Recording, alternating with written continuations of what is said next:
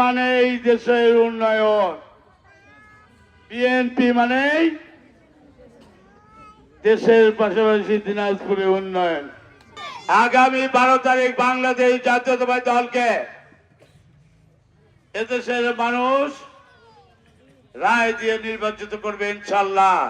তারেক রহমান সাহেব বলেছেন, আমাদের এখানে এই যত মারা আছেন, বোনরা আছেন, আপনাদের জন্য একটি করে ফ্যামিলি কার্ড দিবেন।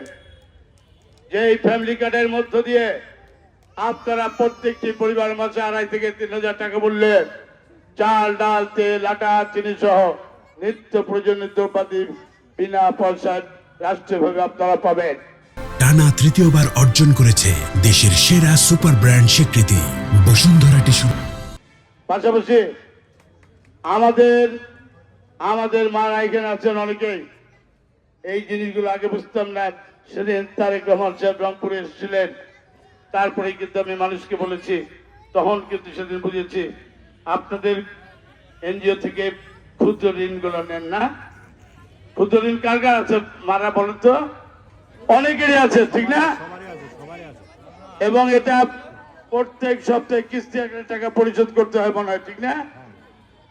ইনশাআল্লাহ 12 তারিখ তারেক রহমান বাংলাদেশের সংখ্যাগরিষ্ঠতা আসন পেলেই ইনশাআল্লাহ তারেক রহমান আপনাদের এই ক্ষুদ্র ঋণ, সুদ সহ ক্ষুদ্র ঋণ মওকুফ করে দেবেন ইনশাআল্লাহ। আপনাদেরকে এই ঋণ পরিশোধ করতে হবে না, মওকুফ করে দেওয়া হবে।